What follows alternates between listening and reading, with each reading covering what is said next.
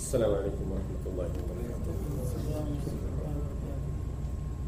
الحمد لله رب العالمين والصلاة والسلام على أشرف الأنبياء والمرسلين سيدنا ونبينا محمد وعلى آله وأصحابه وأزواجه ومن تبعهم بإحسان إلى يوم الدين.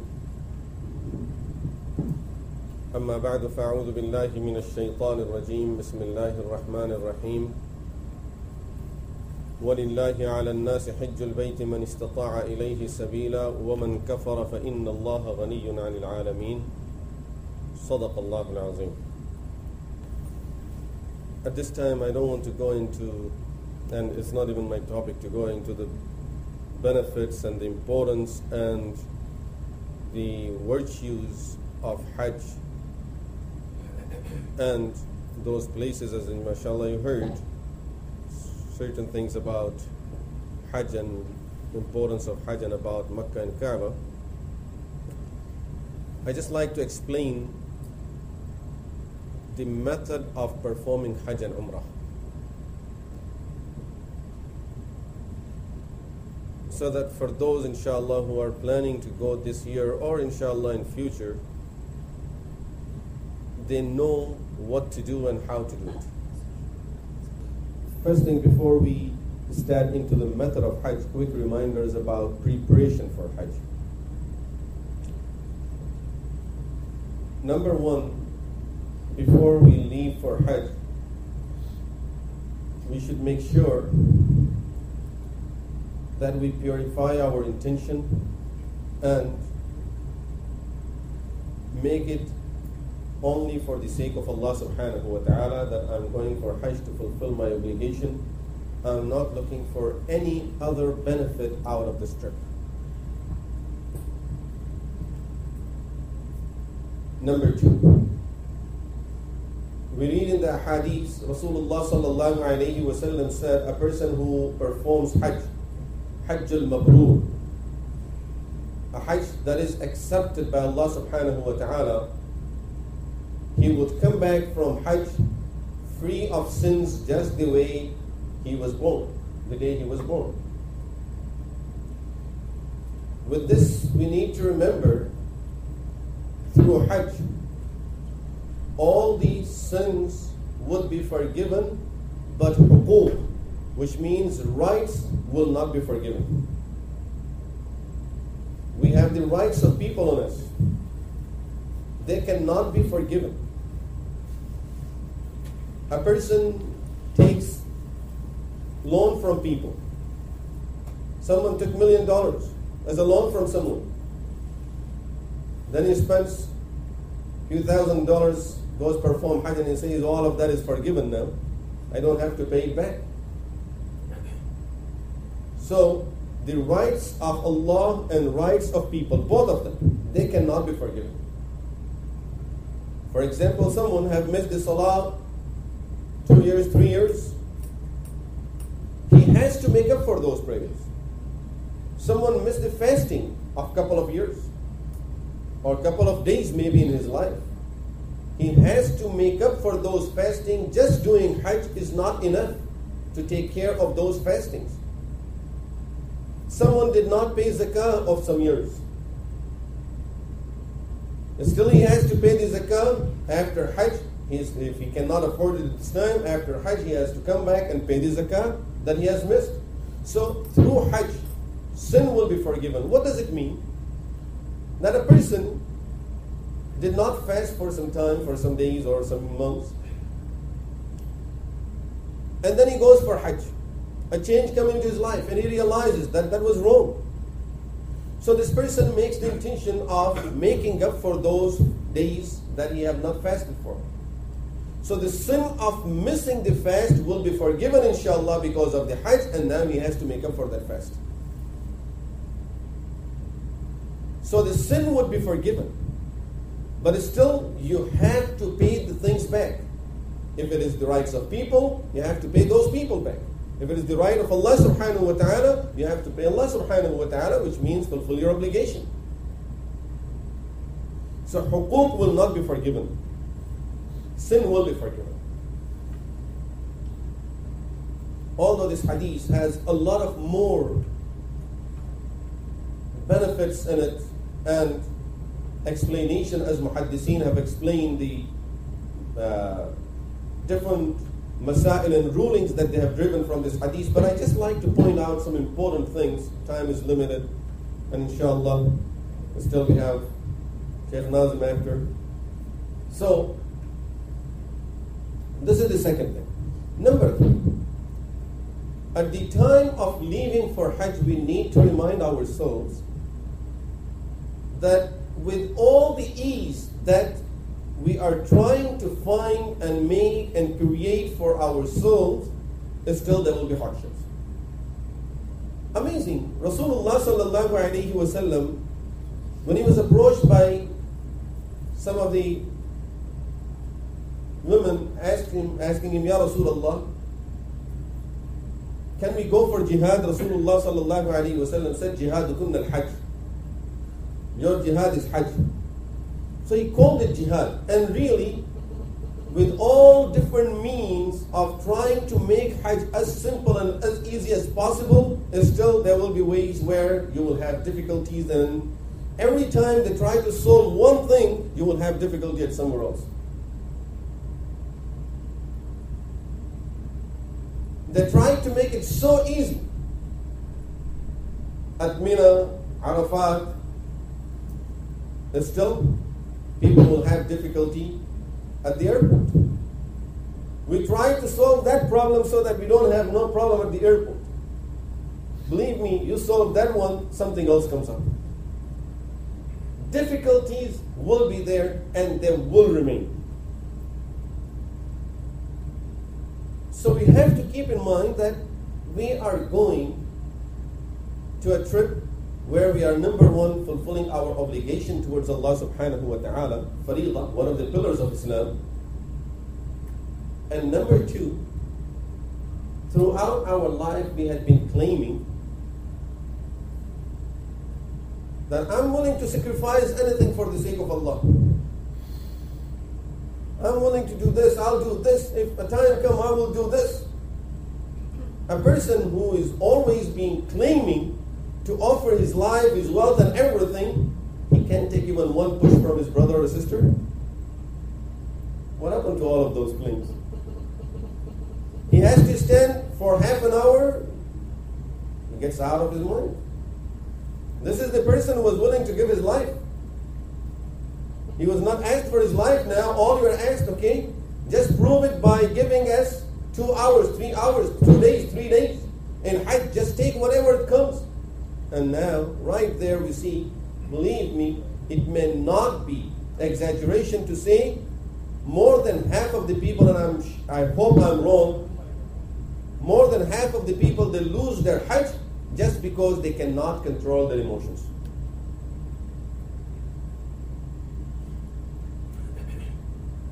So keep in mind that hardships will be there. And we are going with the intention of offering whatever we can for the sake of Allah subhanahu wa ta'ala. We are not going there to get anything except the pleasure of Allah subhanahu wa ta'ala. So we will try to be as easygoing as possible to our colleagues, our friends, to people with us, because you will have all kind of people with you. And then especially when it comes to Mina, Arafat and Muzdalifah, especially people like us from this part of the world, we have 2 major problems when we go for Hajj. Number 1, we spend a lot of money to go for Hajj. I don't know if other countries are spending that much, but we care more about money in this part of the world, that's for sure. Whether we earn more or we don't, or have more or don't, I don't care about that. But every person from this part of the world cares about each and every penny. And now, right there, how come I have to do this? I paid this much for it. This is not something to think about when we go over there, that how much I paid. That's it. Now I'm in the path of Allah subhanahu wa ta'ala, so I have to do whatever I have to do for the sake of Allah. Forget about how much we have spent. Maybe other people are having more comfortable Hajj. Person next to you is having a better Hajj than you do. Still, that's fine. Whatever it happens, however Allah makes me do it, I'm just accepting every situation that comes up. Is not about how much we spend, now is about how much reward we will take back with us. So number one, believe me, most of the conversation you would hear from people from this part of the world is just talking about money. My business, I have this car, I have this type of business, I have this, and I will go back and I'll sue this, and I will sue you, and believe me, over there in Mina and Arafat, and they're talking about suing each other. I have heard it myself. I have seen these situations myself. He's in Haram, 2 sheets only. Doesn't have no car. He has to ride on the bus. And he will be lucky if he finds a place in the bus and he's thinking about millions of dollars that he has left behind him. What are they going to do for him? So this is one thing that really hurts people from this side. Number two, the other problem we have is we are not used to being close to each other. This is a fact. In this part of the world, we are not used to being close to each other. We try to keep our distance as much as possible. That's a fact. This is why the new trend is to build houses as far apart from each other as possible. Keep a big yard around you. See, in the old neighborhoods, you would see houses close to each other or maybe even attached. The central wall is for both houses, this house and that house. Nowadays, if houses are close, you would see the neighbors are fighting all the time. We are not used to being close to each other. We like to keep our distance. We like to stay away from people. You don't like to see people in your yard. You don't like to see people around your house. In Mina, Arafat, and Muzdalifah, people are continuously standing next to you. You're sleeping attached to each other. Now, people are doing tawaf. And here, mashallah, there is a person who lived a good life according to his understanding, always kept his distance from people. The person who's doing tawaf next to him is working so hard to please Allah subhanahu wa ta'ala. He's sweating and then touching this man also. And this gentleman looks at him, so dirty. His sweat is getting on me. May even be that that person, at certain point, to hold himself or for whatever reason, he puts his hand on your neck or something. And imagine our gentleman taking that situation with all the sweat in his hand, and now you have it on your neck, on your face. But of course, this is all part of Hajj. And we have to learn how to live together. We have to learn. So subhanAllah, not to say anything about any kind of people, group of people or anything, but even in this, wherever we are living, everyone has to deal with people. If it is a doctor, you will have to deal with patients, and then they come with all kinds of diseases, and you have to, when the person, regardless of the disease, you have to treat the person, you have to touch the person, and get him a urine sample and blood sample, and all of this is all najasa. At least that sweat of the other Muslim is not najis, is tahir. So, but these things, the reason I'm mentioning is that these things are practical things that will happen. No one can avoid it, and we have to keep ourselves ready for it and humble ourselves, and whatever comes, we take it. And learn how to live with each other. When I came new in this part of the world, I saw certain things. Of course, initially whenever you go, you see certain things that you never expected, you have never seen, they're new and they're strange for you. And then gradually we may get used to them. Something that I have seen over here is maybe a lunchtime, break time, two people are sitting together. One of them pulls out his bag, his lunch bag, and takes out an apple or a sandwich, and he starts eating. Initially, when I saw something like this, it was unbelievable in the way we were raised, that you can never eat without offering others. You cannot drink anything without offering people around you. But here, no, the person is so comfortably eating, he doesn't even have that feeling that there are people around him, and you're supposed to offer others. No, in fact, it's totally the opposite. It will be an insult. You take a bite and you're going to offer someone else your apple. Maybe an insult to that person. No, I'm not going to take this apple from your hand. And especially after you took a bite out of it. I'm not going to drink from the same bottle. This is dirty. You drank from the bottle. I can't touch it. But the very same person in Hajj, when he gets thirsty, he will try to see, after all people have drank from it, if there is a drop, he will try to put it in his mouth and drink it. You need it. So, the point is, we need to learn to share things with others. When we are over there, share space, share food, whatever you have, share it with others. Because people are in as much need as you are in.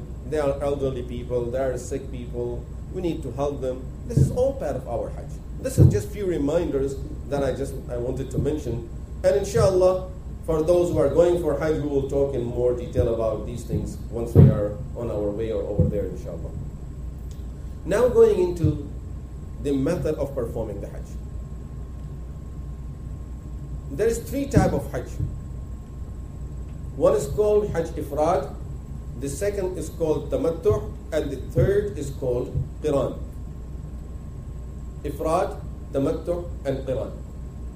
Ifrad, the word mufrad, single, when a person would go and perform Hajj only, does not perform a Umrah.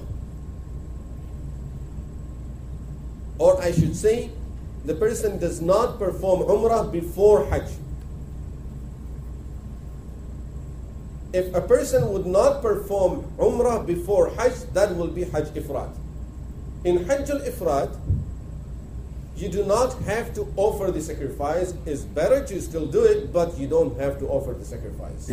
And you don't perform a Umrah. That is the main difference between Ifrad and Qiran and Tamattu'. In Hajj Qiran and Tamattu', you perform Umrah and Hajj both.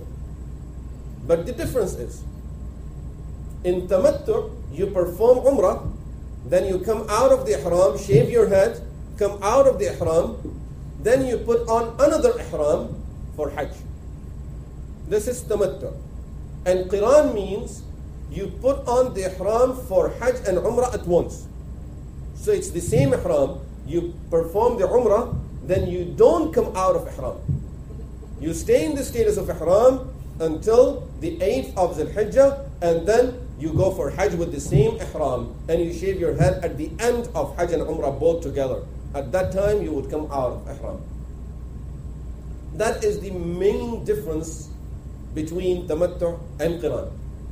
Majority of people that go from outside these days, from other countries, they perform Tamattu', they go to Makkah Mukarramah, perform Umrah, then they may go to Medina or stay in Makkah for some time, and then they put on the Ihram for Hajj.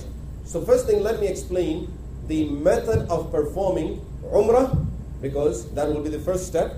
Then the method of performing Hajj, and that will be Hajj Tamattu'. And if you combine both, that will be Qiran. So it's very simple. Don't confuse yourself. I'm just trying to tell you the different types of Hajj, but as we go into the method of doing it, it's very easy, inshallah. And then following these steps over there, it's very easy because all people are doing the same thing. One of the things that you may read in the books, it would say that one of the most difficult thing to learn is Hajj. It says in many books, and it's a fact, but does not apply to us, to me and you. Because the masail of Hajj, the rulings of Hajj, they are extremely difficult to learn and to remember all the details of them for the ulama, for the scholars, when they have to go into all the details of the rulings. that what if someone would do this? What if a person did this? What if a person makes this mistake? So going into all the details of it and knowing all the detailed rules, yes, Hajj is one of the most difficult thing to learn. Out of all the masail of deen that you learn, Hajj may be one of the most difficult ones.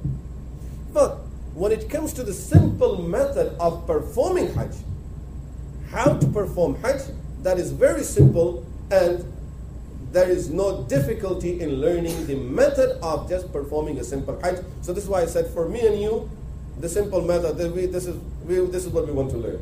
For ulama, yes, they will go into the details of all the rulings of the masail, trying to learn all the details of it, and that is really, yes, they have to then have a lot of energy and memory and understanding and the ability of putting rules together and driving the ruling out of it. It's a lot. It's very detailed. So the reason I mention this is if anyone reads this or you hear something like this that is very difficult, no, it's not for us, and things that we are talking about, inshallah, they're very simple. A person is leaving from here. Perform 2 rak'ah salah before you leave home. Salat al-Tawbah. Ya Allah, forgive all of my sins and make this trip easy and simple for me, and accept everything that I do during this trip. And at the time of leaving home, make sure you make dua for yourself, for people, and belongings that you're leaving behind, especially the dua of safar. That is very important. All these du'as that Rasulullah sallallahu alayhi wa sallam have taught us, believe me, they're extremely important du'as. There can't be anything better that you can utter and say in those situations than what Rasulullah sallallahu alayhi wa sallam have taught us. Dua of safar, I'll just tell you one word that really attracts me whenever I read it. Allahumma anta sahibu fi safar wal khalifatu fil ahl. Ya Allah, you are with me during the trip, and you are with my family behind my back. SubhanAllah, no one else is in that position. With you and with your family. So at the time of leaving, a person makes this dua, and the rest of the dua, of course, that, Ya Allah, you will be with me. I'm so happy that, alhamdulillah, Allahumma anta sahibu fi safar. Sahib, you're with me during this journey. And wal khalifatu fil ahl. You would take care of my family in my absence. Khalifa. So who are you assigning as Khalifa at your home? Wal Khalifatu fil ahl. So this is why I said, beautiful. These du'as are beautiful.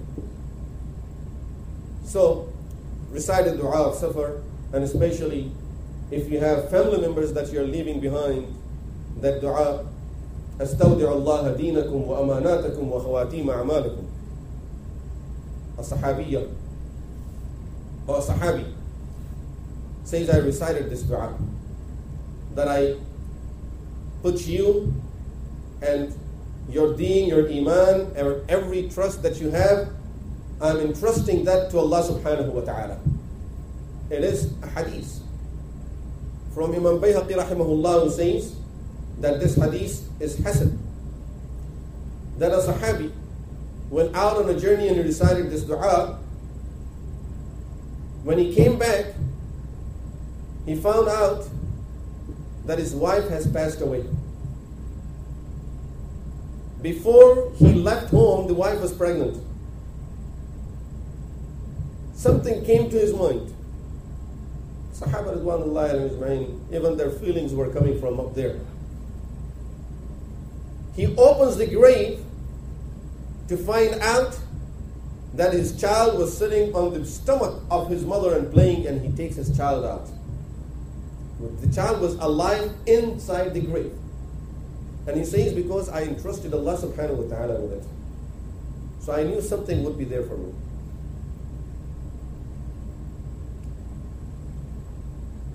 After leaving home, for those people especially who are going to Makkah first, remember, keep your ihram in your carry-on.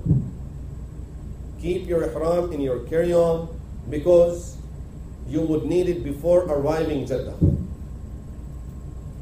For those who are going to Medina first, don't even bother taking the ihram from here, buy it from Medina.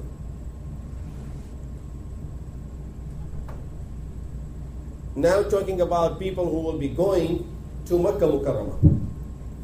You will be putting on your ihram on the way, and that will be the ihram of Umrah. Clean yourself properly, extra hair, nail, whatever, clean yourself properly before leaving. During ihram, you will not be able to do that.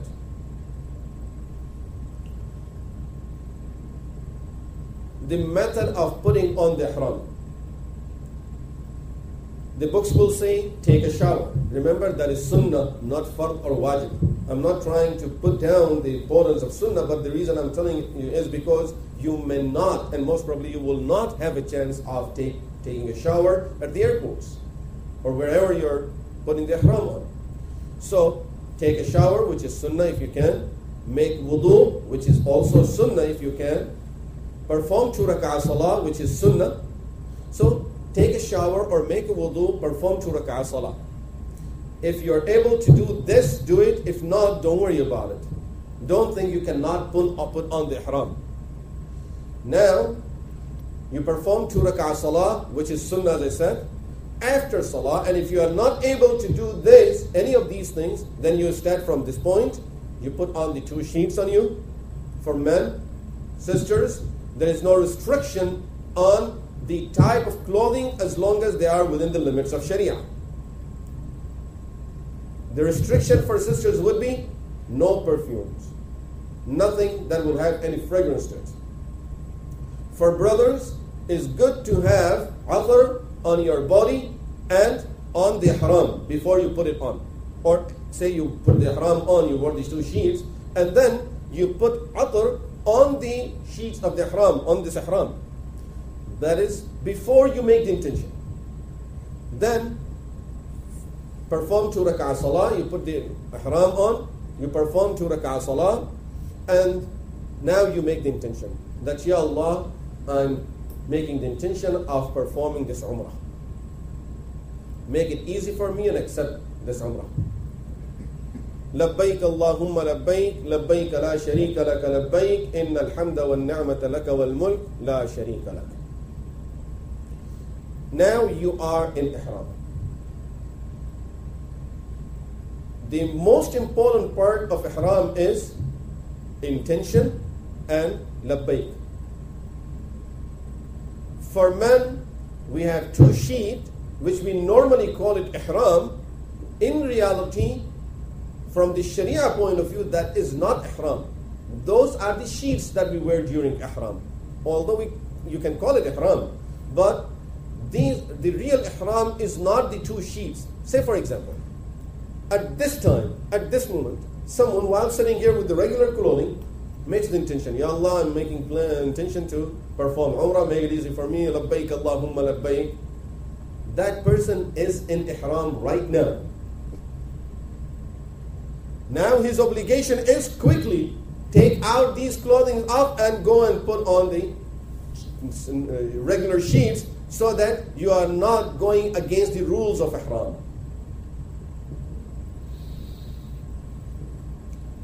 After the person got into the status of ihram, we cannot cut nails, hair, use perfume, any type of athar. For men, we are not allowed to cover face or head. Sisters, they are not allowed to have anything touching their face. Many people think that that means there is no hijab. Hijab is there, and niqab is there. But it should be in a way that it does not touch the face. Aisha radiallahu anha narrated the hadith, which is in Sunan Abi Dawood, that when we were with Rasulullah sallallahu alayhi wa sallam, so all the group of women was staying together. When a man would pass by our group, by our place, we used to lower our niqab and cover our faces, and when the man would go away, then we will uncover it. So the hadith is very clear, it's in Sunan Abi Dawood, that tells us that that requirement is not over. And it's not that during Hajj women do not have to cover. It's only that it should not be in a way where the sheet is touching the face. And what a lot of sisters do nowadays, because of not having, subhanallah, with all the organization, still not being as organized as Rasulullah sallallahu alaihi wasallam leading the Hajj with 124,000 people, and men are staying on the side and women are on the other side, and there is women, Aisha radiallahu anha saying that we used to have time where no men would be around, and occasionally a man would be passing by us, and then we'll lower the niqab on our face. So nowadays, because of not having that type of organization and settings, what a lot of women who do niqab would do is they would put a hat, the regular hat or just a hat that has a strip around and the front part of it, and they put the niqab on top of that. So that does not touch the face, stays away from the face.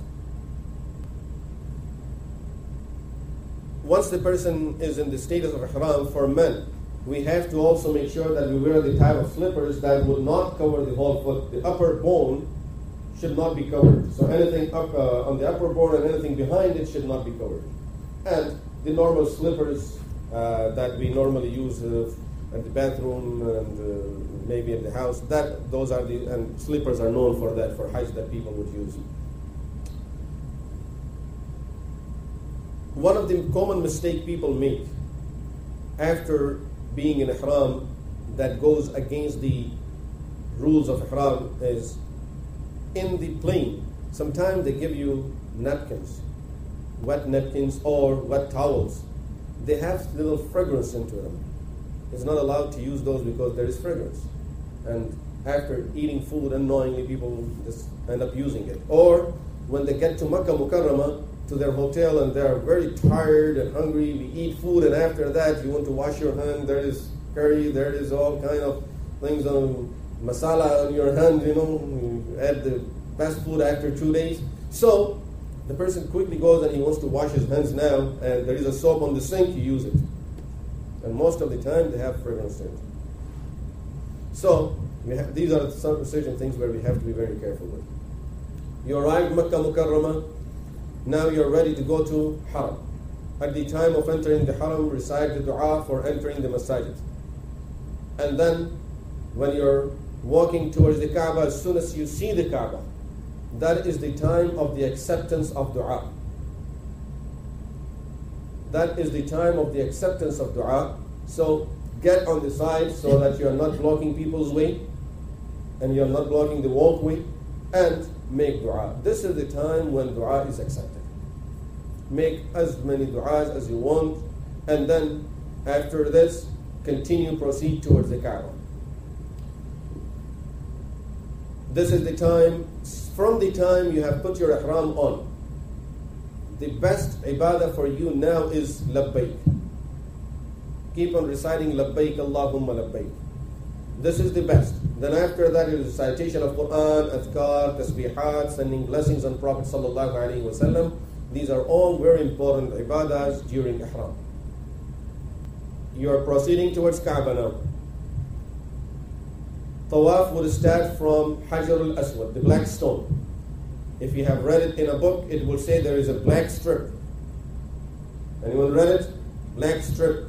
It's gone. Don't look for it. It's a fact. Yes, they took it off.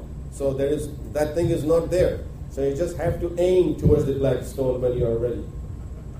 Now before the black stone, before Hajar al-Aswad, you stand over there and make the intention for tawaf.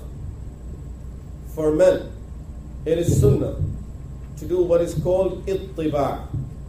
Ittiba' means you put your sheet of the ihram, the upper sheet, put it under the right arm, onto the left shoulder. So it will go under the right arm, onto the left shoulder. This is called ittiba'. This is sunnah for men only. It's sunnah only in the tawaf, after which you will be performing sa'i. And of course, now you will be doing sa'i after this. There is sa'i after this. So, you did ittiba', you make the intention, and now you get into the level of in front of the black stone, and pointing towards the black stone with both of your hands, just like it's in salah. This is how you read, not the way in dua. The way in salah, which means the back of the hands are facing you. Allahu Akbar. Bismillah, Allahu Akbar. and you kiss your hand, and you start walking towards the door of the Kaaba, which means you started towards your right, you were facing the black stone and you started on your right hand side. Kaaba will be on your left hand side. Now for men, it is sunnah to do one more thing, and that is walking like soldiers in the first 3 rounds of the tawaf. This is for men only, and it's not running really. This is not running. You will not run, even if it is an open space, totally open. Do not run. This is just movements of the shoulders and moving of your feet, like soldiers would move. This is sunnah, and of course it has its own history behind it. No time. This is called ramal. So in the first 3 rounds, you would do ramal for men only. After the 3rd round, it's sunnah not to do ramal. The reason I'm mentioning this is, if someone missed ramal in first or second or all 3 rounds, do not do it in the 4th or 5th or rounds after that, because it's sunnah not to do it in those rounds. So it's sunnah in the first 3 and sunnah not to do it in the next 3. Your arm ittiba' will continue till the end of the tawaf. For those who are doing umrah, you started your labbaik from the time when you made the intention until you kissed the black stone for starting the tawaf. Up to that point, it is ibadah to recite labbaik. After that, labbaik, the time for labbaik is over. For now, for the time being, no more labbaik. Now you recite the adhkar, tasbihat, istighfar, make dua. You will perform 7 rounds. The corner before the black stone is called Ruknul Yamani. It's towards Yaman. That is the one before the black stone. It is sunnah to recite رَبَّنَا آتِنَا فِي الدُّنْيَا حَسَنَةً وَفِي الْآخِرَةِ حَسَنَةً وَقِنَا عَذَابَ النَّارِ, between Ruknul Yamani and black stone. So when you're coming in that direction, you come to the corner before Hajar al-Aswad, don't kiss it. Still continue walking the way you are, but start reciting رَبَّنَا آتِنَا فِي الدُّنْيَا حَسَنَةً وَفِي الْآخِرَةِ حَسَنَةً وَقِنَا عَذَابَ النَّارِ, and keep on repeating it until you get to the black stone. There at the black stone, again, as you did at the beginning, facing it, Bismillah, Allahu Akbar. Now, the difference is, in the first time, you were totally facing the black stone, which means your body was that direction. In the second and third round, and after that, after the first, you do not have to turn totally. You can keep your feet in the same position if you want. You can keep your feet in the same position and just turn around, Bismillah, Allahu Akbar. Your chest will be turning towards the black stone. If you turn, that's fine still. But main thing is having the chest towards it. So in the second, after the first time you did it, then you do not have to turn totally with your feet. You can keep your feet in the same position if you want. What to do during tawaf? The best ibadah during tawaf is dua. That is the best ibadah. After that is tasbihat and then the recitation of Quran, remember. So the best ibadah is dua. In fact, keep in mind, the best ibadah of the whole Hajj is dua. The best ibadah of the whole Hajj is dua and labbaik. That's it. This is the best ibadah. The most important part of Hajj, as we know, is Arafah. And Wuquf Arafah is nothing but dua. So, the best ibadah during tawaf is dua. There are books of dua. You can recite from those, but those are not the du'as that Rasulullah sallallahu alaihi wasallam recited during tawaf. We don't know what du'as did he recite, because ahadith do not tell us anything about what dua did he recite. He was doing it so silently that people couldn't hear him, except in this portion between Rukn al-Yamani and Black Stone, they heard him reciting Rabbana atina fid dunya hasana. And there is a hadith that also says that he recited dua, Allahumma qanni'ni bima razaqtani wa barik li fihi wa akhlif ala kulli ghaibatin li bikhair, if anyone remembers this dua, between Rukn al-Yamani and the Black Stone. After you have finished the tawaf, the books will tell you that you go to Maqam Ibrahim and perform 2 rak'ah salah. These days it will be impossible to perform the 2 rak'ah salah at Maqam Ibrahim. So you would go towards the side of Safa, back outside of the area of Tawaf, and perform 2 rak'ah salah. Wherever you perform salah, you come back to Buffalo and do it, still that is allowed to, but don't do that. I'm just telling you that don't try to go and stand at Maqam Ibrahim. I read it in the book, it was at Maqam Ibrahim. So, but again, as I said, you won't even be able to do it at Maqam Ibrahim these days. In fact, you would see people that, they are holding each other, trying to make a wall, and then have one person perform the 2 rak'ah salah over there. They disturb everyone's tawaf, and people are getting pushed, and they're getting pushed, and ruining everyone's ibadah for no reason. Perform 2 rak'ah salah wherever you get a chance, but since there is sa'i, so go towards that side. One reminder here that I forgot at the beginning, this time, especially first time when you go into the haram, don't take your slippers with you. Don't take your slippers with you. Because if you put your slippers somewhere, you won't be able to go back to pick them up. And you won't even know where you put them. And say you remembered, you may not find them. All kind of things could happen. Don't take your slippers with you. If you are carrying your slippers, you would be just holding to your slippers for 4 or 5 hours. Maybe better that you just walk a few minutes out bare feet and come into the haram without bringing your slippers. Man, woman, everyone. After finishing tawaf, you perform 2 rak'ah salah. After the 2 rak'ah salah, make dua. This is also the time of the acceptance of dua. Then if you get a chance, drink some water of Zamzam. Then now you are ready to go for sa'i between Safa and Marwa. Going between Safa and Marwa is called sa'i. So you would go on Safa, which is on the direction of the black stone. Make a straight line from the black stone, you would be going towards Safa. Once you get on Safa, face the black stone, turn your face towards the Kaaba. You don't have to aim to the black stone. Turn your face towards the Kaaba, and now you would be making dua. This is not the way you did at the time of doing, that is called istilam of black stone, kissing the black stone or pointing towards the black stone. Now you would raise your hand the way you would raise it in dua. The palm of the hand is facing you. And you make dua. This is the time of the acceptance of dua again. Make dua, and now you proceed towards Marwa. Between Safa and Marwa, you would see 2 green lines. There is light also there. In Arabic, it's called al-milayn al-akhdarayn. 2 green lines. It is sunnah for men only to run between the 2 lines. Remember, now this is running. This is not the way you were doing at Tawaf.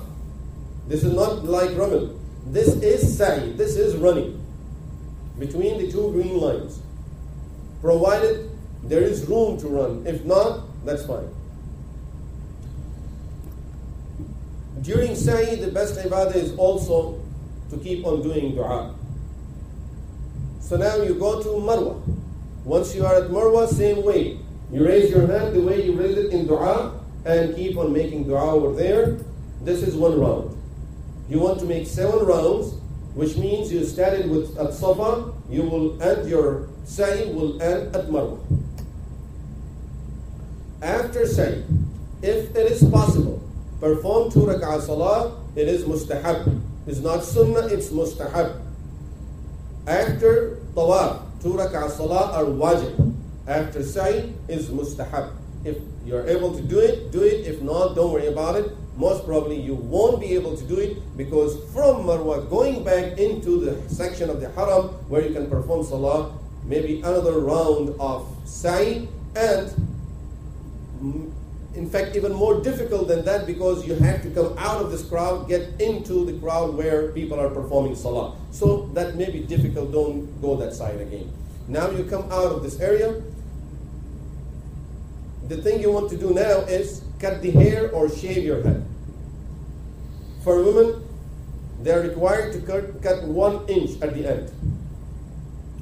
For men, you can cut 1 inch from all around, or you can shave your head. Rasulullah sallallahu alayhi wasallam made dua for those who would shave their head. He made dua of rahmah for them 3 times. And for those who cut it short, they will get it very short. So he made dua only once. So for those who don't shave their head, he made dua for them once only.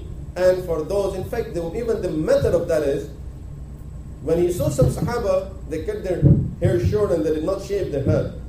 He said, Allahumma arhamil muhalliqeen. Ya Allah, have rahmah and mercy on those who have shaved their head. Some of the other Sahaba said, wal muqassirin ya Rasulullah, ya Rasulullah. Say for the ones who cut it short also. He didn't say it. In fact, second time he says, Allahumma arhamil muhalliqeen. Ya Allah, have rahmah on those who have shaved their head.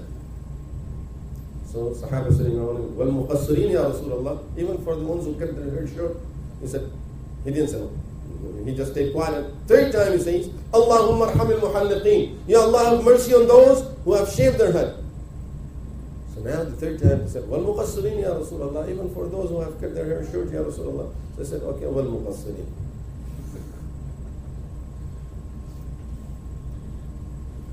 So the method of the hadith, the way it was done and mentioned, you can see that much more reward for shaving the head. After you shave your head, the ihram is off. That's it. All the requirements of ihram are gone now. Now you're in your normal situation. If people are staying in Makkah now during this time, many people like to do more umrah. Let me remind you, the best ibadah in those days is not umrah, it's just tawaf. Although emotions are telling us, I want to do more umrah. But the best ibadah of these days is tawaf. Sahaba ridwanullahi alayhim ajma'in, when they went with Rasulullah sallallahu alayhi wasallam, they wanted to earn the highest amount of reward possibly a person could ever earn in that place. And none of them did additional umrahs. They did tawaf only. The only person who did umrah that we know about in the hadith was Aisha radiallahu anha, and that is because she missed her umrah before Hajj. She could not do it because of her situation. And therefore, she did the umrah after Hajj to make up for the one that she missed. Otherwise, no one did umrah. They were used to do tawaf only. Now, you are off your ihram until the 8th of the Hijjah, but practically 7th of the Hijjah. These days, because of all the crowd, groups will start going on the 7th of the Hijjah. So 7th or 8th of the Hijjah, according to your group situation, you would put on the ihram. Again, the method of putting on the ihram is the same. For men, put on the 2 sheets. And remember, now you will be for a longer period in your ihram. So keep yourself ready for that. Clean yourself, your nails, because if there is nail that is breaking or anything like this, hair that is disturbing you, take care of all of this, because for 4 or 5 days you will not be able to touch it.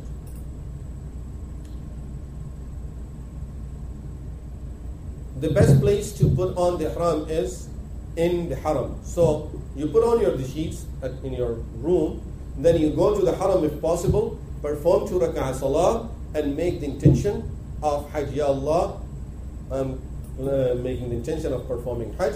Yassirhu li wa taqabbalhu minni. Make it easy and Ya Allah accept it. And now you are again in the ihram, and all the rules of ihram will apply to you now.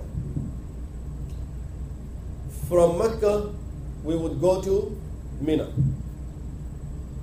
In Mina, the sunnah is to perform 5 salah, starting from the Zuhr of the 8th. If you got earlier, you would do additional, but at least these 5 prayers is sunnah to perform them in Mina. Starting from the Zuhr of the 8th of the Hajj. You would perform Zuhr, Asr, Maghrib, Isha. What's the date? Now I want you to follow because you're going to miss it. But it's simple. If you follow, it's very simple. The date is 8. And you perform the Fajr of the next day, which is 9th of Dhul Hijjah. So you perform the Fajr of the 9th of Dhul Hijjah. After sunrise, you leave Mina towards Arafat. 9th of Dhul Hijjah, the most important time of the Hajj. You're going to Arafat. The time of wuquf of Arafat starts after Zawal, which means from the beginning time of Zuhr. You go to Arafat when the time comes in, perform Salat al-Zuhr. And then this is the most important time now of the Hajj. Rasulullah sallallahu alayhi wa sallam said, Al-Hajj al-Arafah, Hajj is Arafah. What to do? What is the ibadah of Arafah? Is stand up for as long as you can making dua. When you get tired, sit down and make dua. You are from America, lay down and make dua. But don't stop making dua. You know, in one of the Hajj seminars, people are leaning against wall all around, and middle was all empty. I told them, you cannot do Hajj. Because over there you won't, if you lean, all of you lean like this on the tent, is going to come down. You don't have walls, you have only tent. The tent for sure, if all of us will lean on it, was going to come down. So learn how to sit in the middle.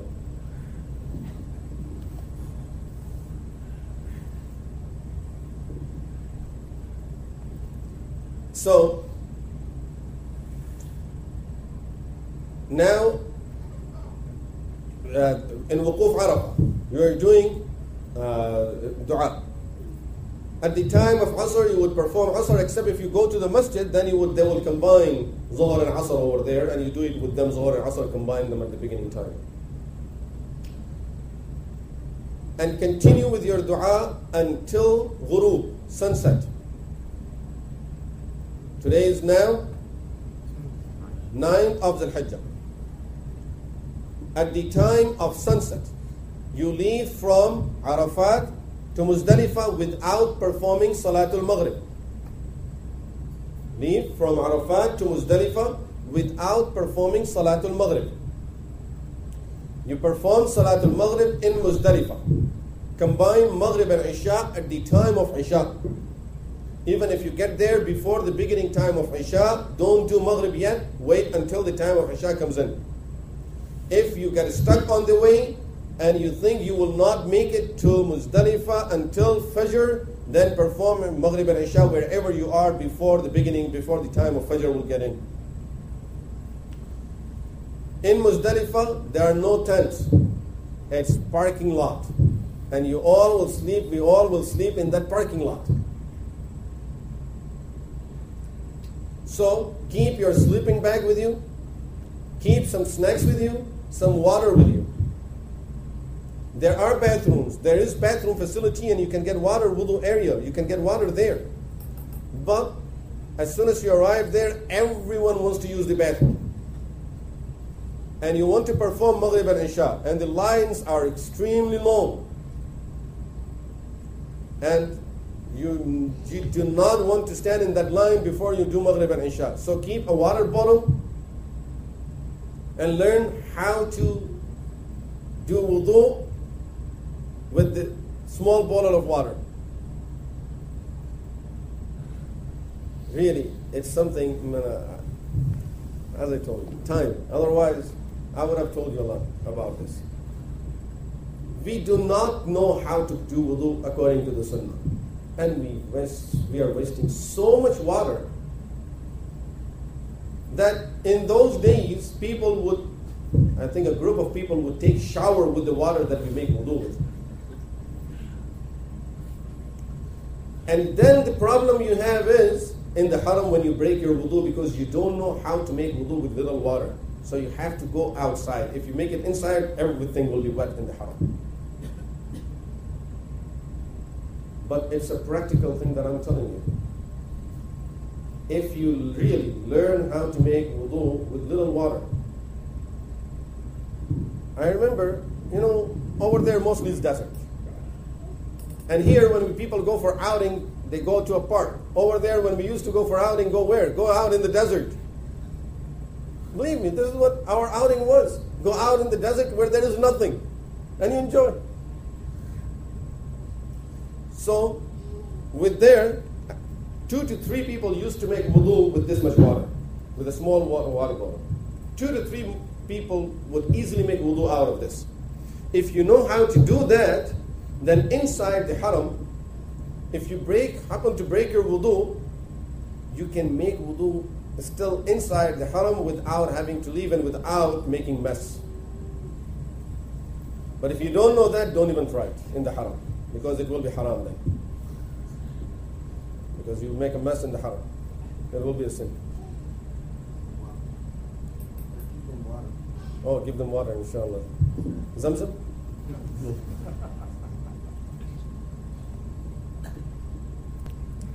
So, in Muzdalifah, I was saying, now we are in Muzdalifah.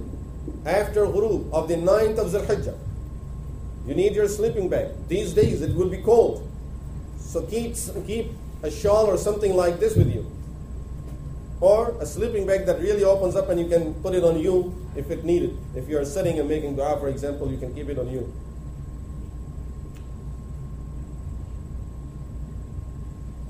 Fajr would be performed at the beginning time. It is sunnah to perform Fajr at the beginning time. And then after Fajr is the real time of the wuquf. Remember, after Fajr is the real time of wuquf Muzdalifah to make dua at that time. So make dua at that time, and just before sunrise. Just before sunrise. What's the date? 10th of Zulhijjah. You perform Salat al-Fajr. You did the wuquf. Just before sunrise, you would leave from Muzdalifah to Mina. Now, practically speaking, you leave from Muzdalifah. Muzdalifah to Mina is about 2 to 3 miles.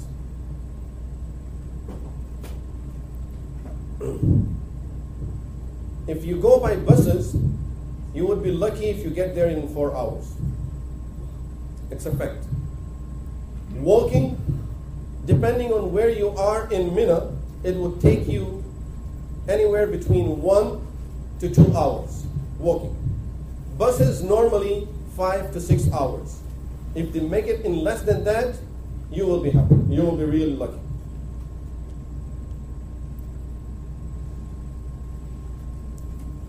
After arriving Mina on the 10th, you want to do 4 things now. 4 ibadahs to perform. Number 1 is stoning the jamarat, the shaitan.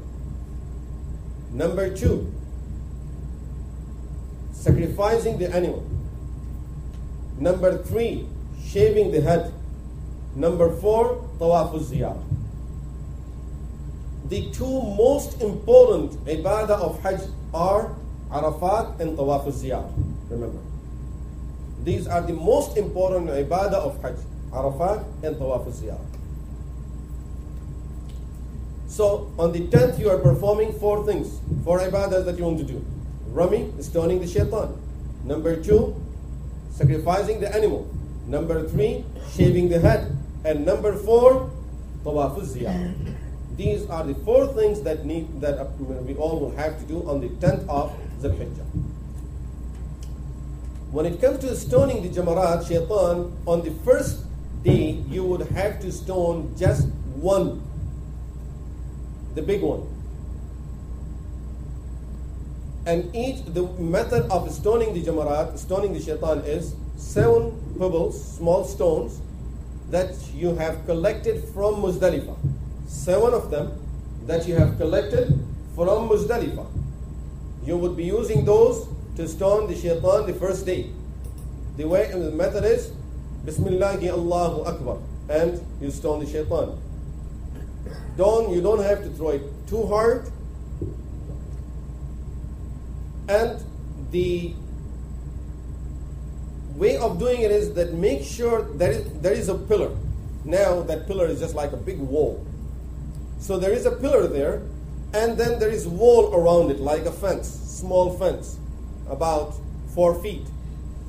Your stone has to go inside this fenced area. It doesn't have to hit the pillar. Yes, you aim to the pillar, but main thing is it falls inside there. If it hits the pillar too hard and comes out of that boundary of that wall, you have to repeat it. That was not acceptable. So the main thing is that goes inside that boundary. If it did not hit the pillar when inside the boundary, that's acceptable. You do it 7 times. Each of them, Bismillahi Allahu Akbar. A lot of time we get questions over there. Can the husband do this stoning on behalf of his wife? Or someone do it on behalf of others? Because the person is very weak, cannot walk in that crowd. The person is sick, the person is not feeling good. Woman, she cannot go into that crowd. My answer always is, if she or he, whoever, is sending someone on his behalf, if this person cannot go for shopping, yes, then you can send someone on your behalf. But if you go for shopping, then don't tell me you can't go for Jamaat.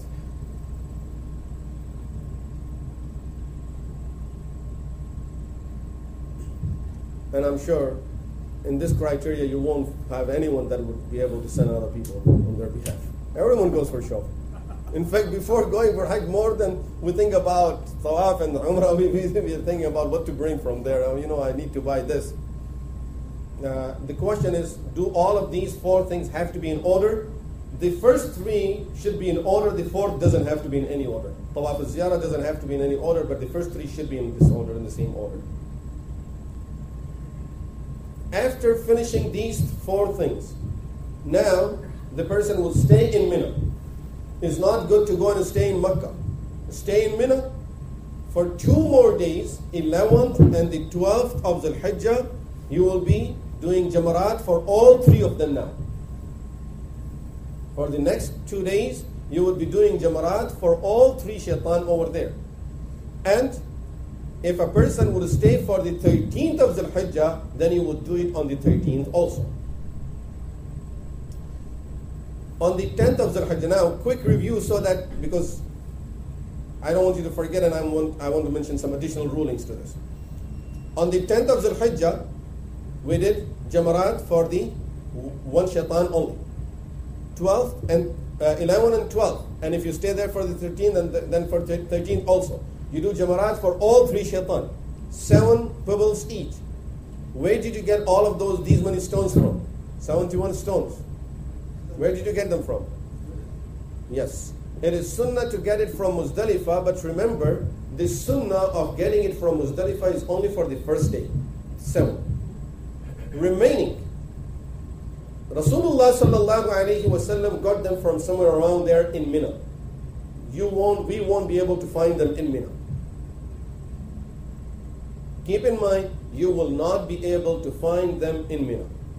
So now your choice is either take them from Muzdalifah. That's one choice. The second choice is take it from wherever you want. From here. From anywhere. American shaitan, American stones. The point I'm trying to mention is, it's allowed to take those from anywhere. Although it's allowed to take all of them from anywhere, but sunnah to take the first 7 from Muzdalifah. The remaining, for the other days, you can take them from anywhere. Maybe the easiest at that time is to take it from Muzdalifah, because you won't be able to find them in Mina. Next 2 to 3 days as people are staying in Mina. 10th, 11th, 12th, and if they would stay for the 13th, then 3 days. The only thing that a person would have to do physically is go and do this stoning. of the Jamarat. But the ibadah of those days is dhikrullah. Up to now it was dua, now it is dhikrullah, the dhikr of Allah. فَإِذَا قَضَيْتُم مَنَاسِكَكُمْ فَاذْكُرُوا اللَّهَ كَذِكْرِكُمْ آبَاءَكُمْ أَوْ أَشَدَّ ذِكْرًا. This is about those days. That now keep on doing the dhikr of Allah. Mostly people in those days, they do the dhikr of their home and businesses. They sit there, they don't know what to do. So they're just sitting and talking, chatting. But really that time is for dhikrullah. When the person have done the 3 ibadahs of the 10th, the first 3 ibadahs, and those are stoning the shaitan, sacrificing the animal, and shaving the head. Now your ihram is off. All the obligations of ihram are gone, except for one, and that is relationship with wife, or any of that type of talk. That will be there until you perform tawaf al-ziyarah. After tawaf al-ziyarah, even that restriction is gone. So now you are totally out of the status of ihram. On the 10th of Dhul Hijjah, when you are in Mina and you want to do Jamarat, then sacrificing. I will repeat it, so inshallah it will get into our mind. But don't worry about it. You will see people doing it and you will have people to ask over there. So, after Jamarat, now you're ready to shave. For shaving the head, this will be something that keep in mind that over there, if you know someone that really knows how to use razors, then you may want to do that. Take some razors with you and shave the head of each other if there are people who know how to do it. If not, don't worry, then as millions of people are doing it, we will be one of them. It will be done, but it becomes easier if there is someone in the group who knows how to do it and you keep some razors with you and he will do it. And for sisters, of course, to have a scissor, but make sure that's in your check-in baggage, not in the carry-on. Otherwise, you won't go for Hajj. You will end up being somewhere else. This is, of course, as I said, very briefly, the method of doing Hajj. For those who will be doing Hajj Qiran, for example, they are going straight to Medina or they are going for Hajj straight without taking the ihram off, so they will make the intention of doing Umrah and Hajj both together. And after performing Tawaf and Sa'i for Umrah, they will not take off the ihram. They will remain in their ihram, and then they will take the ihram after the whole procedure of Hajj.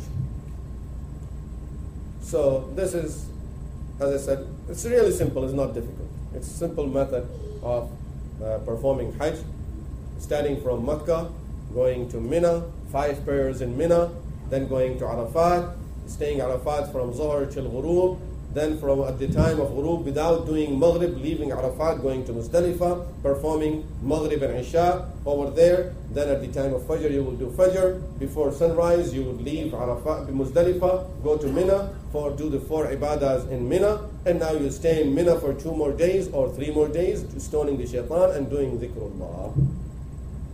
This is it. So this is the method of performing Hajj. Now, if anyone has a question about Umrah or Hajj, the method of performing it, go ahead inshallah, and then we will go for Salah. When you are coming back from Medina,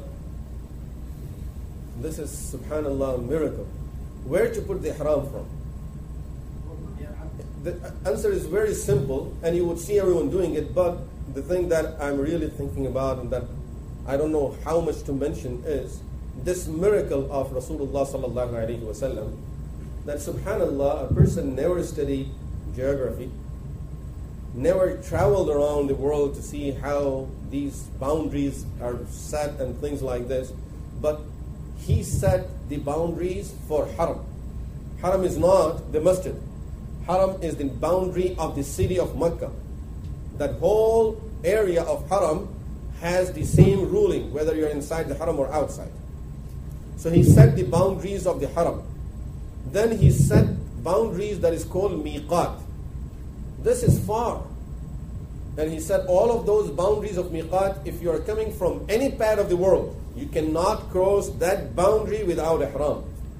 For people going from Medina, they put on the ihram at a place called Dhul Hulayfa, and nowadays is known as Abiyar Ali. There must have been someone with the name Ali over there who had a well over there, so it's called Bir Ali or Abiyar Ali. So, who is that Ali? No one in the history knows about who that Ali is, but it's known as Abiyar Ali. So, it was out of Medina in those days, now it's just at the boundaries of Medina Munawwara. So, you put on the ihram over there, and then you continue. Practically, you put on the sheet of the ihram on you from your hotel in Medina Munawwara. Then when you get to Bir Ali, in the Dhul Hulayfa, you perform the 2 rak'ah salah and make intention over there, and now you are in the status of ihram. Any other question? What's the earliest time that tawaf is Veda or the one that ends the tawaf that you do at the end of the On the 10th? Yes, when you done at the end of the 12th of the teacher, okay, you done at the 10th. Right. It's good you reminded me. I in fact forgot 2 things. The tawaf and sa'i after the end of the Hajj. Tawaf al-ziyarah, after tawaf al-ziyarah, you would perform sa'i. The time of tawaf al-ziyarah it starts on the 10th of Dhul Hijjah and finishes at the ghurub of the 12th of Dhul Hijjah. If you don't do it by the 12th of Dhul Hijjah, then you have to offer a sacrifice for delaying it after that. But still you have to do that tawaf. So it starts at the 10th and goes till the sunset of the 12th of Dhul Hijjah. You have to do a sa'i also for Hajj. There is no time limit for that. You can do it any time. There is no ending time for that sa'i. It's your whole life. People of Makkah normally do it after 6 months. That sa'i does not keep any restrictions on you. So, but we have to perform one sa'i. But the rule of doing sa'i is always, remember, there has to be a tawaf before sa'i. So if you didn't do it with tawaf ziyarah, and you're planning to stay for another week, 10 days, so whenever you are ready to perform that sa'i, just make a nafil tawaf before that. And before leaving Makkah Mukarramah, you would perform tawaf al-wada'. That is saying goodbye. So tawaf al-wada'. That is before leaving Makkah Mukarramah. That is wajib, except for women who are in this situation where they cannot perform sa'i. They cannot enter the haram. Then for them, they do not have to perform that tawaf. But regardless of their situation, tawaf al-ziyarah is must. If they are in that situation, they cannot leave until they perform tawaf al-ziyarah and then they leave. Any other question? The restriction of ihram, does it end when we shave or we take it off? No, it will end when you shave your head. We can still wait and do Exactly. Even after that, your sheet of the ihram is on, but that is not ihram. That ihram is off. The restriction of the ihram is off. One more thing about stoning. Remember, a lot of things in Hajj, it's mainly practical, and you get the experience once you do it. Every year, we hear that so many people died in Hajj. And normally, people die at Jamarat, when they go for stoning. So, all I can say at this time is, make sure you confirm the right timing of stoning. When you are there, just know when would be the right time for you to go and stone, especially when there are elderly people and women, and even we don't want to take any chances. Amazingly, there are 2 times when normally people die over there. It's the same time, same place, same date, which means it's just that time, that place that everyone knows every year people die, and still people are there to die. Whose fault is it? I mean, you know, for years, from the time I'm born, I've been hearing people are dying here at this time. Why should a person be even there at that time? So the best thing is know the right timings.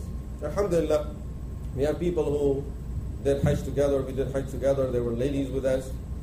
And they all did Jamarat in a way that they did it just standing next to it. No pushing, nothing, no fighting. They're just standing right there and we did Jamarat so easy, alhamdulillah. Just knowing the right timing and you would do it easily, inshallah.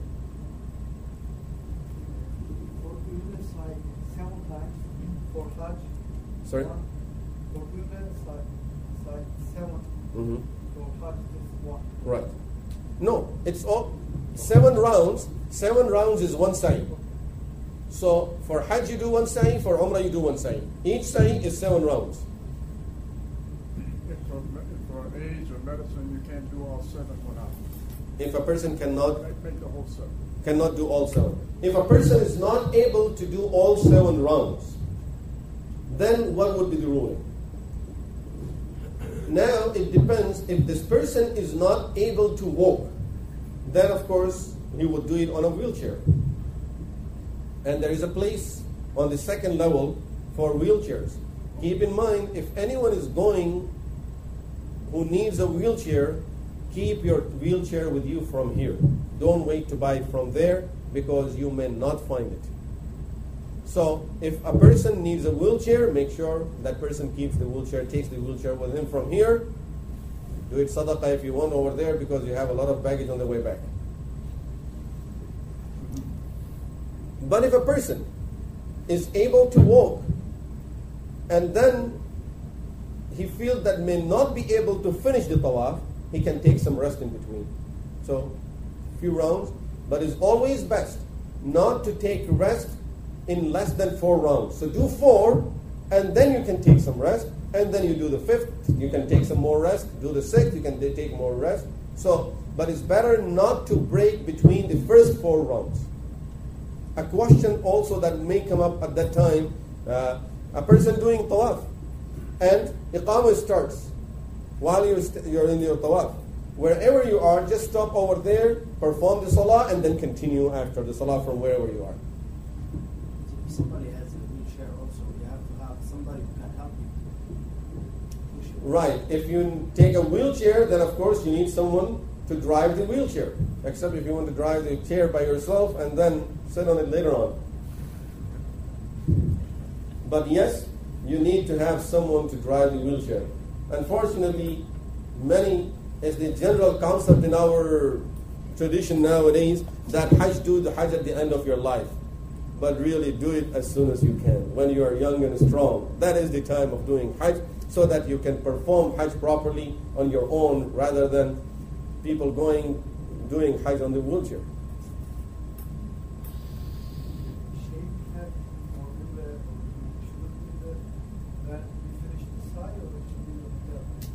No, yeah, that's after sa'i anytime. But as long as you don't shave your head, the restrictions of ihram are on you.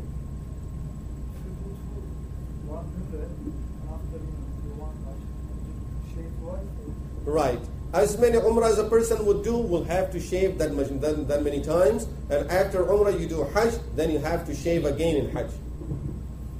On the 7th of Hajj, we will arrive straight to Mina. What type of Hajj are we going to perform? Depends. If you want to do ifrad, then you can do ifrad.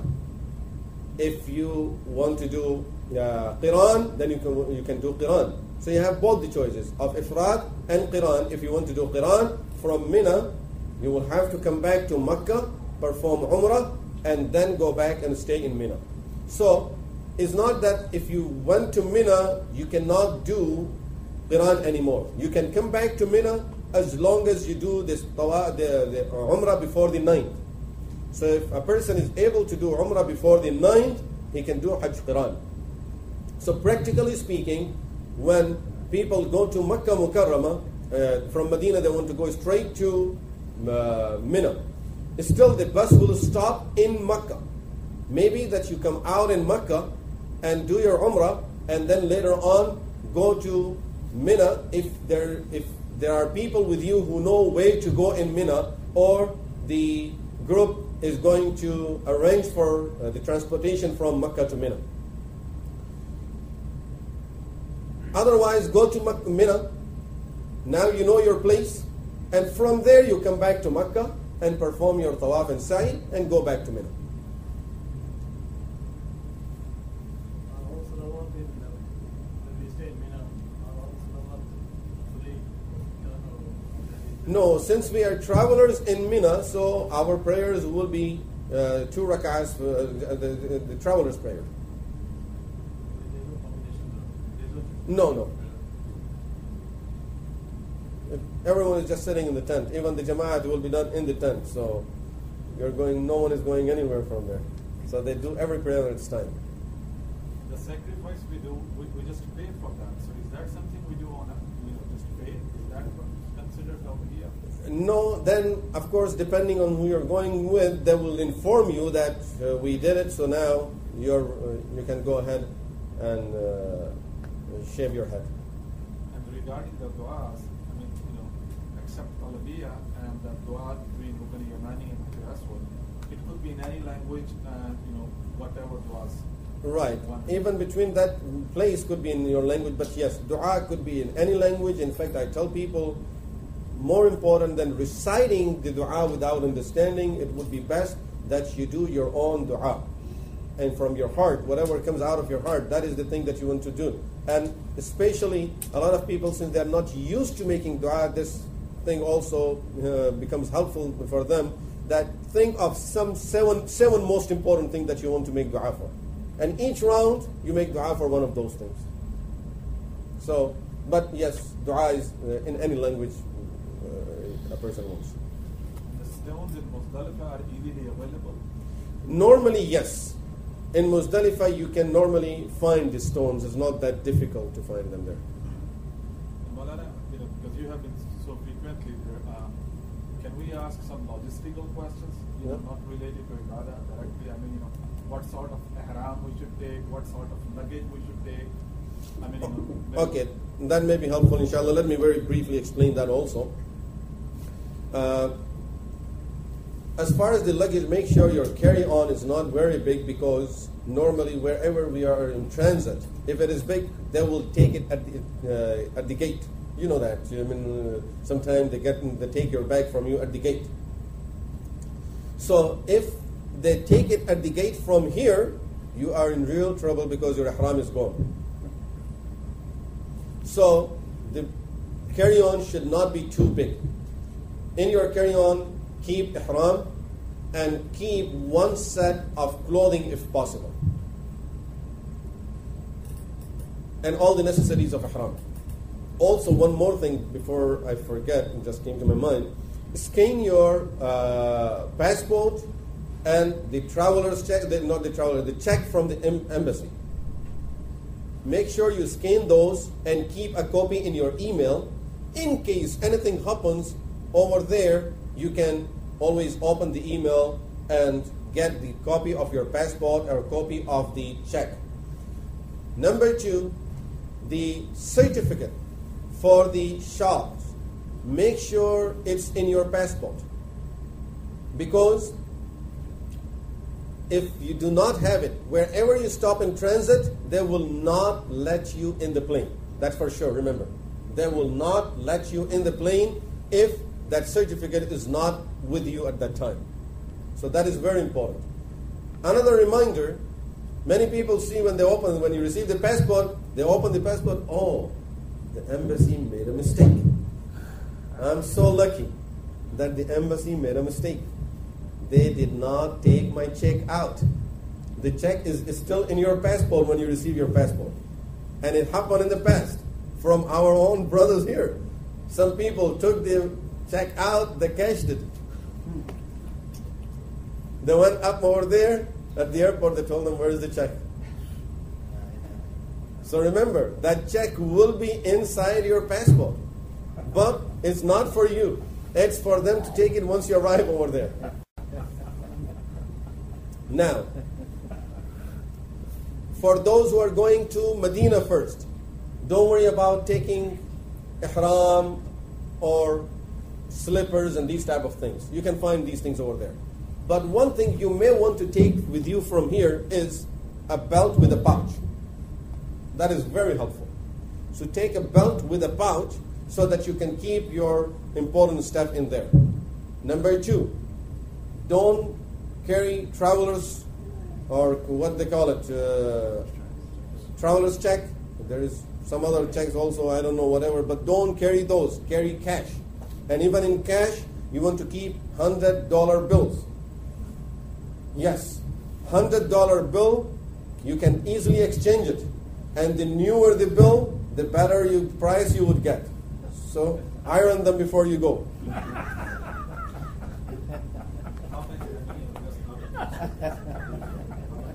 How much money should we carry? Depends on how many people you want to take care of. So, but normally, for people, our own needs over there, if you have paid for the sacrifice and everything, in reality, there aren't too many expenses except food here and there. So, if a person would carry 500 would be enough, but if a person can afford it and keep around $1,000, that will be a lot.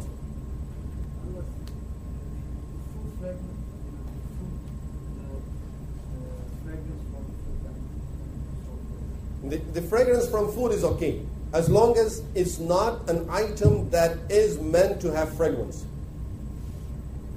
So the ones who are going to Mecca, what kind of ihram they should have? The ones that are going to Mecca, they will just put on the ihram for Umrah. That's it. That would be like, in Riyadh. In Riyadh, if you're stopping in Riyadh, or wherever you stop, the last stop, you put on the ihram there. They're going to tell you that. Easily available somewhere around here? Is ihram easily available around here? Wallahu alam, that's a question that I don't know the answer to. You can find in Toronto, I think. Toronto, I know for sure, but I think some of the stores, and that is, if someone will answer it from that section, they will know better.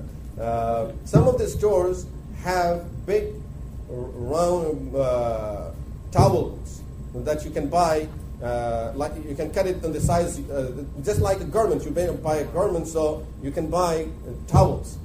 So that may be the. No advertisement, please. Says maybe in Juan, so Allah Alam. People can take their medicines with them, like these regular ones, over-the-counter ones. Oh yeah, you can take those, inshallah. There's no problem. But if anyone is taking any of the prescription medicine, keep the copy of the prescription with you, just in case. What is? What's the whole? Do women have to put anything, change anything for ihram different from what you have mentioned from the hijab, except the niqab? And then should women make their intention at home to do the ghusl and what is sunnah? The two questions here. One is, do women have to do anything special in ihram other than the niqab and covering the face that we talked about? Anything other than that when it comes to ihram? No, but the restrictions would apply of athar and cutting the hair, nail, and those type of restrictions would apply. But other than that, there is nothing special. And now the second question is, should women make intention for ihram from home because they can take shower and make they don't have all of those requirements? I won't recommend doing that because we are not used to being in the status of ihram for too long. So then you may end up making mistakes and going against the rules of ihram. So it's best to do it wherever the last transit is. Of course, it's more rewarding to be in ihram for a longer period, but for those who can observe the restrictions and they can remember them. So this is why it's best for us, for people like us, is just do it later. If during that time, due to any, obviously it's going to be a lot of crowd, any hardship or the traveling time taken too long, you miss an animal, any one of those amal, what happens? Inshallah, you won't miss any of them from its time. So everything has a time, a specified time. You would be able to do all of them before the ending time, inshallah. And if in case something happens, then we will have to ask about that specific situation at that time. And if there are no more questions, I will inshallah quickly also show you the method of putting the ihram, especially the bottom one, because many of us may not be used to it and you want to know the right way. Any other questions? No?